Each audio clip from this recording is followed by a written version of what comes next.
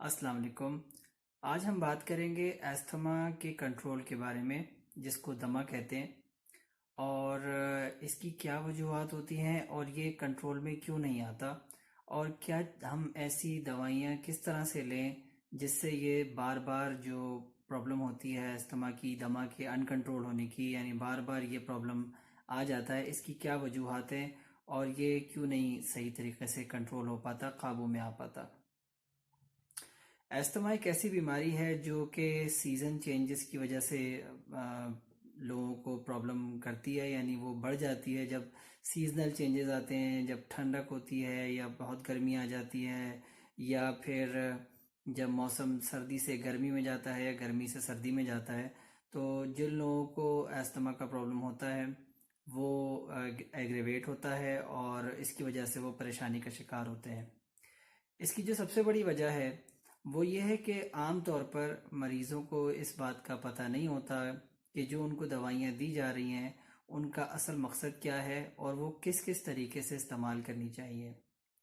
यानी कि अमूमन जो मुरवजा तरीके हैं अस्थमा को कंट्रोल करने के, उसके अंदर इन्हेलर्स दिए जाते हैं, और पेशेंट्स जो हैं उन इन्हेलर्स का सही तरीके से या तो वो इस्तेमाल नहीं कर पाते या उनको सही तरीके से अंदाज़ा नहीं होता कि कौन सा इन्हेलर किस मकसद के लिए है, जिसकी वजह से उनका अस्थमा सही तरीके से कंट्रोल नहीं हो पाता। तो पहले मैं आप लोगों को ये एक्सप्लेन कर दूं कि अस्थमा की जो ट्रीटमेंट है, यानी दमा का जो इलाज है, वो हम दो हिस्सों में इसको डिवाइड करते हैं। एक हिस्सा वो होता है इलाज का जिसमें फौरी और जल्द आराम की ज़रूरत होती है मरीज़ को, लेकिन वो थोड़े अरसे के लिए होती है। यानी उसको आराम तो जल्दी आ जाएगा, लेकिन वो बहुत थोड़े अरसे के लिए होगा, उसको दोबारा से दमा की शिकायत शुरू हो जाएगी। दूसरा हिस्सा जो ट्रीटमेंट का है, इलाज का है, वो देर पा होता है, लेकिन उसको उसका इफ़ेक्ट आने में थोड़ा सा लेट शुरू होता है। यानी देर पा होता है, लेकिन आहिस्ता आहिस्ता करके उसका जो है वो इफ़ेक्ट आना शुरू होता है, जिसको हम लॉन्ग टर्म ट्रीटमेंट कहते हैं। तो पहले हम बात करते हैं फौरी इलाज की। एस्थमा का जो फौरी इलाज है, जिसको शॉर्ट टर्म मैनेजमेंट कहते हैं, उसके अंदर जो इन्हेलर यूज़ होता है वो अमूमन वेंटोलिन के नाम से आता है। और जो दमा के मरीज़ हैं उनको ये बखूबी अंदाज़ा होता है, जो ब्लू कलर का होता है, जिनको नाम का सही से अंदाज़ा नहीं है, वो कहते हैं डॉक्टर साहब मैं ब्लू कलर का इस्तेमाल करता हूँ क्योंकि उससे मुझे फौरी आराम आ जाता है। लेकिन वो ये समझते हैं कि ये फौरी आराम ही इनके लिए बेहतर है और वो लॉन्ग टर्म ट्रीटमेंट की तरफ नहीं जा पाते, जिसकी वजह से उनको ये जो ब्लू वाला इन्हेलर है, जिसको वेंटोलिन के नाम से जानते हैं, वो बार बार इस्तेमाल करना पड़ता है, जिससे उनको आराम तो फौरी आ जाता है, लेकिन वो आराम वक्ती होता है, देर पा नहीं होता। तो ये मरीज़ को समझने की ज़रूरत है कि जो आराम फौरी और वक्ती तौर के लिए होता है वो आराम देर पा नहीं होता। तो ऐसे वक्ती आराम की ज़रूरत ज़रूर होती है, लेकिन इसके साथ इस बात की भी ज़रूरत है कि वो कोई एक ऐसा दूसरा इन्हेलर लें जो कि लॉन्ग टर्म हो और देर पा जो है उसका असर रह सके, और मरीज़ों को इस बात का अंदाज़ा नहीं होता। एक और इन्हेलर होता है जिसको सेराटाइड के नाम से अमूमन जानते हैं। मैं सिर्फ एक दो चीज़ों का ही इस वक्त आपके सामने जिक्र करूंगा,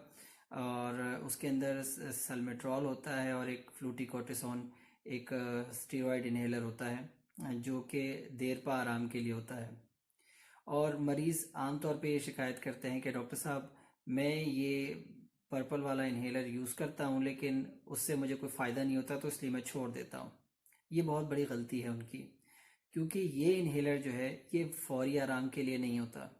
ये देरपा आराम के लिए होता है, लेकिन इसके अंदर थोड़ा टाइम लगता है, ये थोड़ा डिले ट्रीटमेंट करता है, इसका मोड ऑफ एक्शन ही ऐसा है। लेकिन इसका फ़ायदा ये होता है कि आपको बार बार जो आप शॉर्ट टर्म इन्हेलर ले रहे होते हैं उसकी ज़रूरत आपको कम पड़ती है।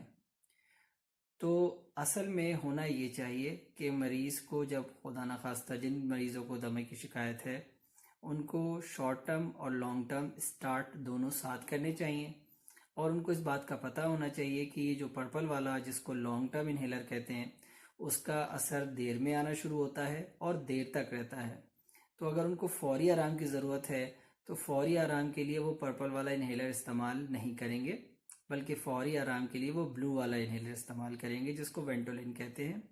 لیکن وہ پرپل والے انہیلر کو جس کو لانگ ٹرم ٹریٹمنٹ کے لیے ہم یوز کرتے ہیں اس کا استعمال جاری رکھیں گے یا اس وقت تک جب تک کہ ان کو وینٹولن کے انہیلر کی ضرورت کم نہیں پڑ جاتی. ہوگا یوں کہ جب وہ 4-6 مہینے پرپل والا انہیلر استعمال کریں گے صبح شام، عموماً جو ڈوز دی جاتی ہے 2 پف صبح 2 پف شام،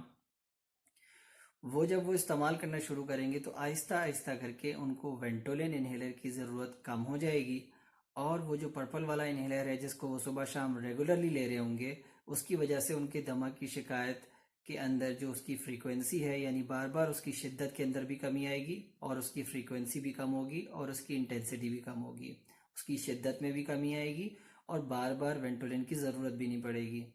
کیونکہ وینٹولن لینے کا ایک سائیڈ افیکٹ جو عام ہوتا ہے وہ گھبراہٹ کا ہوتا ہے، دل کی دھڑکن تیز چلنے کا ہوتا ہے. تو لہٰذا ہم یہ پریفر کرتے ہیں اور مریض کو یہ ایجوکیٹ کرتے ہیں کہ وہ اپنے شارٹ ٹرم انہیلر کو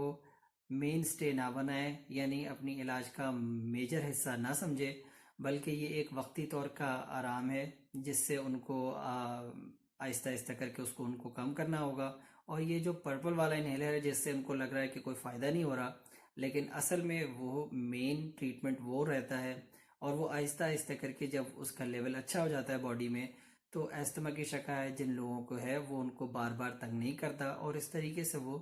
صحیح طریقے سے اپنے ایستھما کو کنٹرول کر پاتے ہیں. سردیوں کے سیزن میں یہ ایستھما بڑھ جاتا ہے اور پریشانی کا باعث بنتا ہے، تو لہٰذا مریضوں کو اس بات کا اندازہ ہونا چاہیے کہ ان کا کون سا انہیلر کون سے وقت کے لیے ہے اور کس وقت کے لیے یوز ہوتا ہے. امید ہے کہ یہ ویڈیو آپ کے لیے فائدہ مند ہوگی اور انشاءاللہ تعالی اللہ آپ کو صحت دے اور اپنے حفظ و امان میں رکھے. السلام علیکم.